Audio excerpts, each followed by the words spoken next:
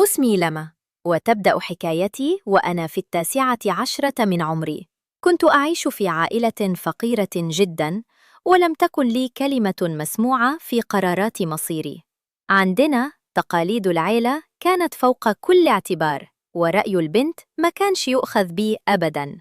في يوم من الأيام تقدم لخطبتي شاب من بلد آخر اسمه نادر. نادر كان غنياً جداً، وشكله وسيم بشكل يفوق الوصف. أي بنت تشوفه تقع في حبه من أول نظرة، وأنا كمان وقعت.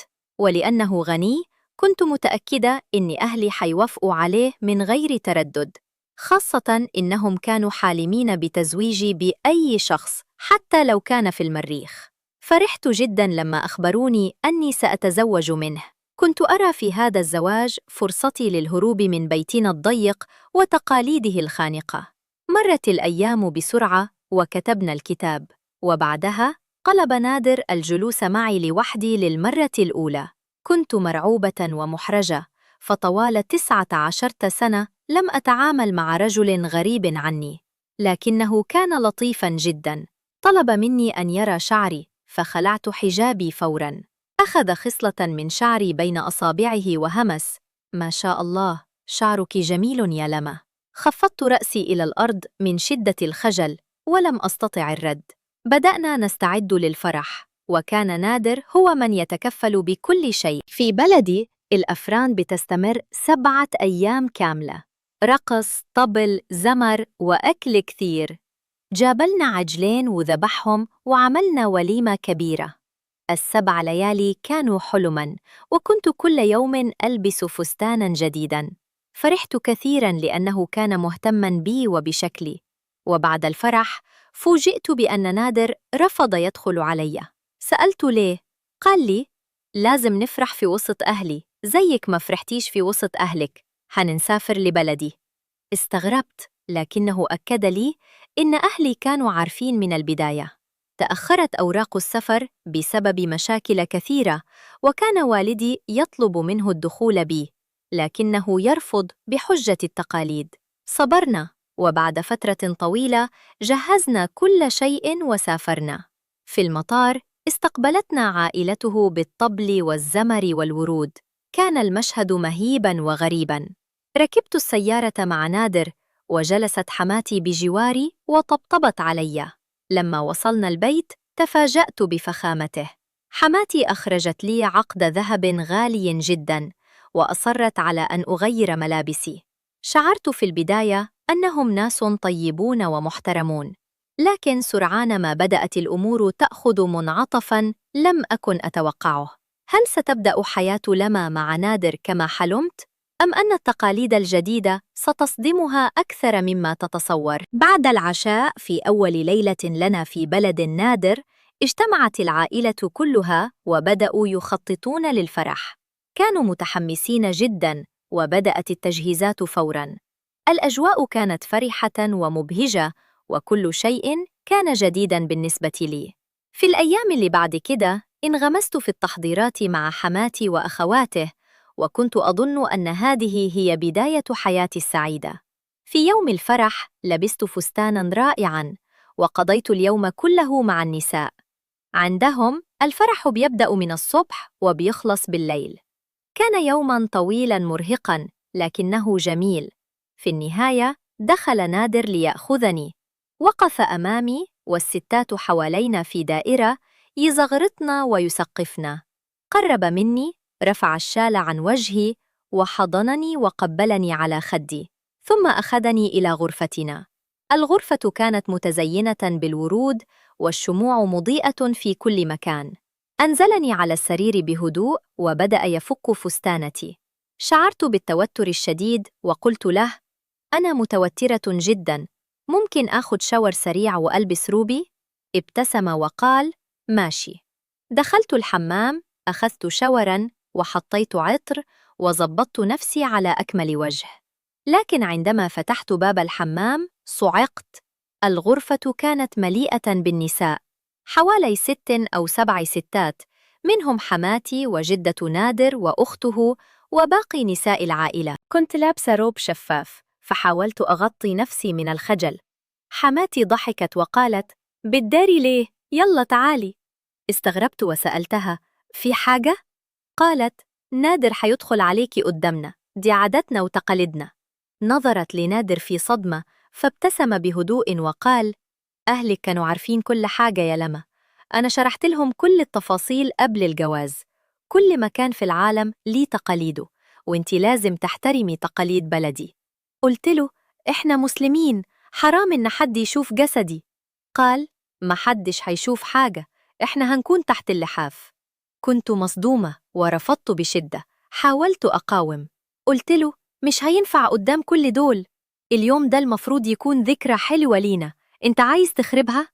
نادر حاول يقنعني، لكن مامته وجدته وأخته تدخلوا. فجأة لقيتهم بيكتفوني، وللأسف انكشفت قدامهم بالكامل.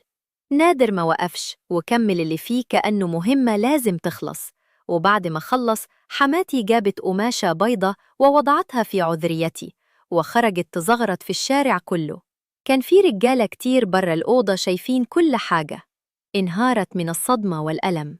حماتي رجعت غطتني باللحاف وفضلت تبوسني وتحضني وتقول: حقك علينا، بس دي تقاليدنا. لو نصر سابك كان شكله وحش قدام الرجالة، لكن أنا كنت خارج الوعي. كل اللي كنت عايزاه إن حد ياخدني لأمي. بعد هذه الليلة الصادمة، كيف ستتعامل لما مع زوجها وعائلته؟ وهل ستجد القوة لتجاوز هذه الذكرى الأليمة؟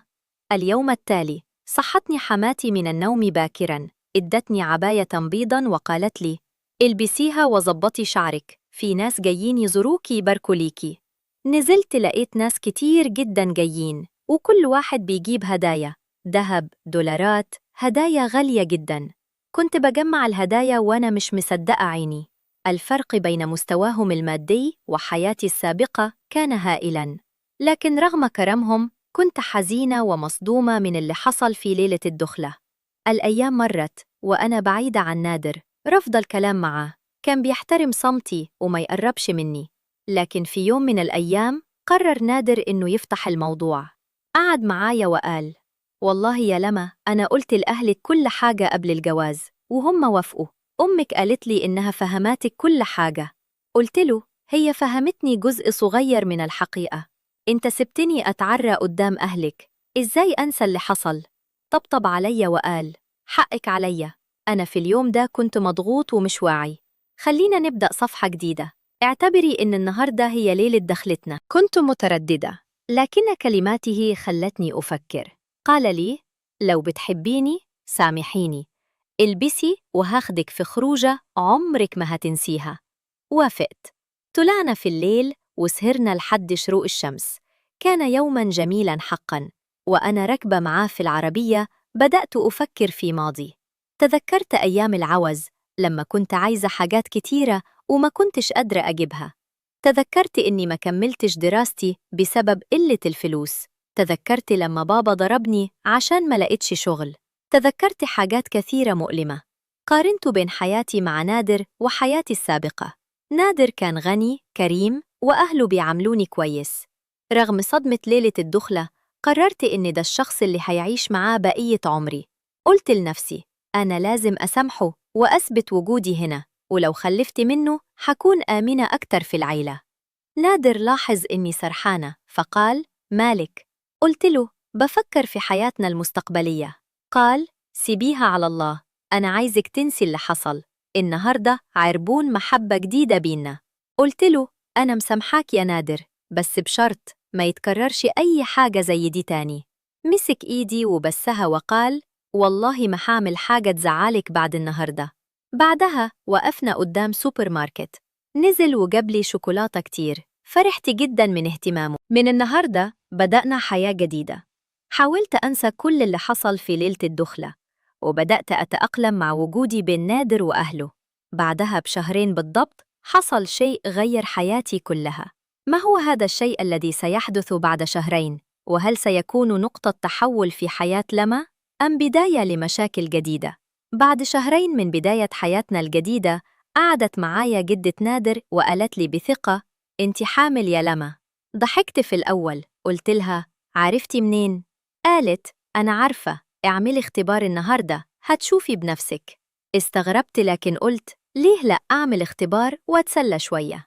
وفعلا عملت الاختبار وكانت الصدمة الحلوة، أنا حامل. استنيت لما نادر رجع من الشغل وبلغته الخبر. الفرحة كانت لا توصف. نادر طار من الفرحة، ما كانش عارف يعمل إيه عشان يفرحني. عرض علي حاجات كثيرة جدا، لكن أنا طلبت منه حاجة واحدة: عايزين نعمل أكل ونوزعه على الناس الغلابة. وافق فوراً. تاني يوم جاب طباخين و3 عجول وبدأنا نطبخ ونوزع الأكل على الفقراء. وأنا بنوزع الأكل كنت بسمع الناس بتدعيلي: ربنا يقومها بالسلامة يا رب. نادر كان مبسوط بشكل غريب. لما رجعت البيت قلت لحماتي: نادر النهاردة كان مبسوط قوي، مش مصدقة فرحته. حماتي ضحكت وقالت: طبيعي يفرح، انتي مش عارفة اللي حصل معاه قبل كده يا لما؟ سألتها: ايه اللي حصل؟ قالت: نادر كان متجوز قبلك. قلت: أنا عارفة. قالت: اللي مش عارفته إن مراته الأولى ما كانتش بتخلف، ولما طلقها عايزة تاخد فلوس كتير، ونادر رفض يديلها غير حقها الشرعي، فاتهمته بالباطل إنه مش راجل. الناس صدقت الكلام، وكل ما كنا نطلب واحدة تتجوزه ترفض، علشان كده قرر يتجوز من بلد تانية. صدمت. قلت: يعني إيه ما بيخلفش وأنا دلوقتي حامل؟ قالت: ربنا قادر على كل شيء، يمكن المرات الأولى هي اللي كانت مش بتخلف، مش نادر. نادر يستاهل كل خير يا لما، وخلفته منك دليل إن ربنا كرمه. من يومها بقيت أشوف نادر بعيون مختلفة. نادر بقى مهتم بيا بشكل جنوني. قال لي: أي حاجة نفسك فيها قوليلي، حتى لو في المريخ هروح أجيبها. قلت له: أنا عايزة حاجة واحدة بس مش عايزة أضغط عليك. قال: قولي. قلت: ظروف أهلي صعبة، لو ينفع تساعدهم بمبلغ كل شهر يبقى كتر خيرك. ضحك وقال: أنا بعمل كده من زمان، كنت بس مستني إنك تطلبيها عشان أحس إنك واثقة فيا. قلت: أنت بتتكلم جد؟ قال: والله العظيم أنا بحول لأهلك فلوس كل شهر من أول ما تجوزناكي، وبقول لهم الفلوس منك أنتي عشان تحسي إنك مسؤولة عنهم. عانقته بكيتي من الفرحة. قلت له: ربنا يخليك ليا، مش مصدقة إن في ناس زيك يا نادر. هل ستستمر هذه السعادة؟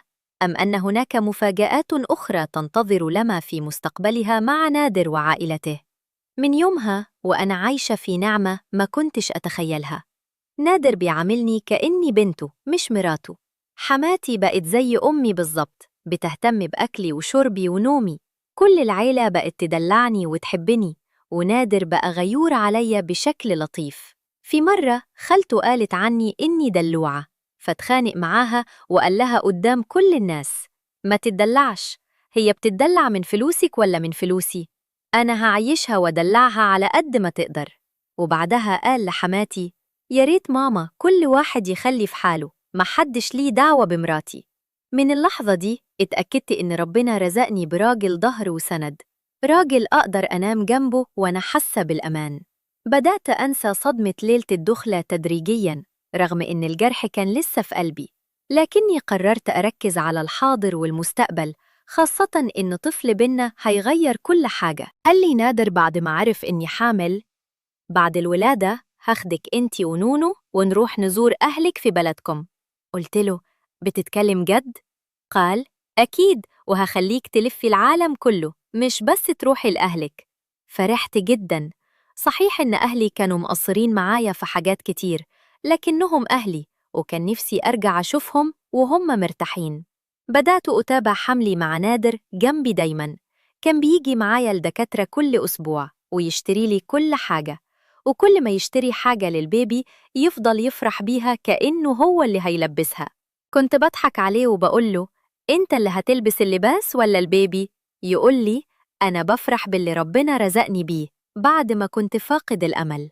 ومع الأيام بدأت ألاحظ تغير كبير في نادر، بقى أكتر هدوءاً وحنية، بقى يجيب لي هدايا من غير مناسبة، ويفاجئني بحاجات كنت بحلم بيها وأنا صغيرة. بدأت أحس إن اللي حصل في البداية كان مجرد اختبار، وإن ربنا بيكافئني على صبري. كنت بفكر كتير في اللي قالته حماتي عن زوجته الأولى.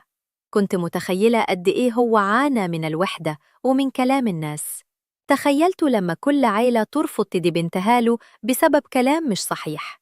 حسيت إنه محتاج حد يحبه ويثق فيه، وقررت أكون أنا الشخص ده. ولكن هل سيمر الحمل والولادة بسلام؟ أم أن هناك تحديات أخرى تنتظر لما في علاقتها مع نادر وعائلته الجديدة؟ الحمد لله، حملتي مرت بسلام، وقبل رمضان بأسبوع ربنا رزقني بتوأم، ولد وبنت، شبه نادر بشكل كبير جدا. نادر يوم الولادة كان واقف قدام أوضة العمليات خايف ومتوتر، ولما شاف الأطفال دمعت عينه. مسكهم في إيده وهو بيبكي وقال لي: شكراً يا لما، أنت غيرتي حياتي كلها. فرحتنا كانت كبيرة جداً، حماتي وجدته وأخواته كلهم حوالينا، والبيت بقى مليان ضحكة الأطفال. نادر بقى مهووس بالولاد، بيصحى في نص الليل عشان يرضعهم ويرجع ينام وهو مبسوط. كنت بضحك عليه وبقول له: أنت كنت عايز تولاد ولا عايز تريح؟ يقول لي: أنا عايزهم يعيشوا وياخدوا كل حب أنا كنت محتاجه وأنا صغير. مع فرحة الأطفال بدأت أتذكر بدايتي الصعبة مع نادر.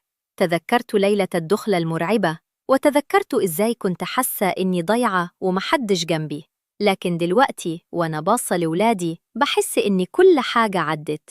أحياناً البدايات بتكون صعبة ومؤلمة، لكن ربنا بيكتب الخير في النهاية. نادر وفى بوعده وأخذني أنا والولاد في رحلة لبلدي بعد ما كملوا 40 يوماً. كانت أول مرة أشوف أهلي من يوم ما سافرت. فرحتهم كانت كبيرة جداً، خصوصاً لما شافوا إني عايشة في نعمة وبأولادي الجميلين. ناصر كان كريم معاهم زي ما كان دايماً، وفضلوا يكرموه ويدعوا له كتير. في الرحلة دي حكيت لأمي كل اللي حصل معايا في ليلة الدخلة. أمي بكت وقالت لي: سامحيني يا لما، أنا كنت عارفة إن في تقاليد غريبة عندهم، لكن ما كنتش متخيلة إن الموضوع يوصل للدرجة دي. سامحيني.